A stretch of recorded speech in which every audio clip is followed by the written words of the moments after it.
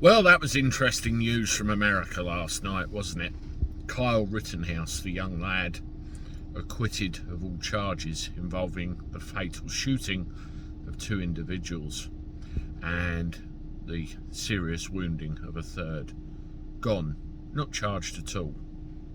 Now, you have to wonder, should he have been there in the first place?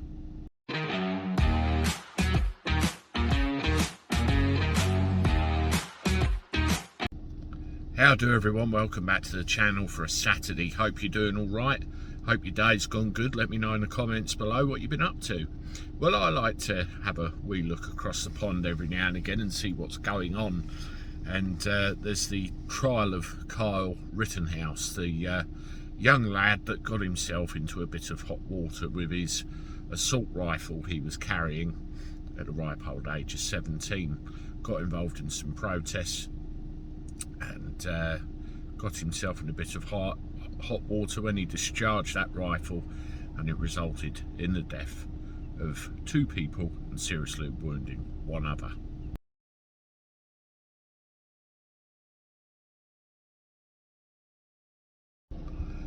Now, this whole episode happened a year ago during the BLM riots and all the protests that have been happening, you know, statewide, and it's even been happening in England as well to an extent.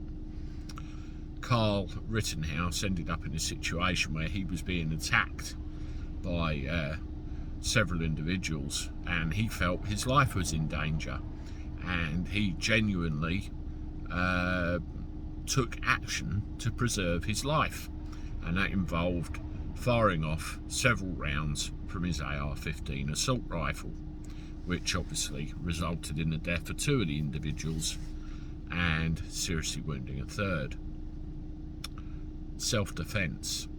That's what it went down as, self-defense. I was defending myself. I thought my life was in imminent peril, so I acted accordingly. And they've tried to go for homicide and various other charges. I think there's about 5 in total, but all were thrown out. They were dismissed.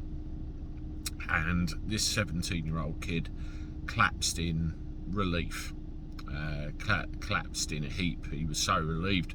I hear, and somebody made the comment, he could have been facing 60 years in prison, life gone. Now, if you look at the moral issues here, and I'm not an American, I'm British, I'm looking at this from a British point of view. A 17-year-old kid in the middle of a protest. All right, it was a former police cadet, but from what I'm seeing, and probably would have ended up in that kind of life anyway. But should he have been there in the first place? No, he fucking shouldn't. If that was my 17-year-old kid, I would have made every effort to try and stop him, and I certainly wouldn't have let him go carrying a weapon. Both of those are asking for trouble.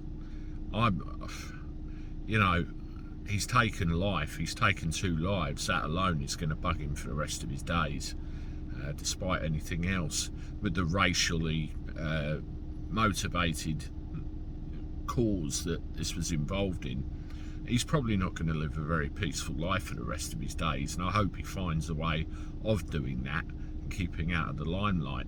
Even the President of the United States had something to say about it. Good old Sleepy Joe. Oh, by the way, who has had a clean bill of health apparently. Look what he said.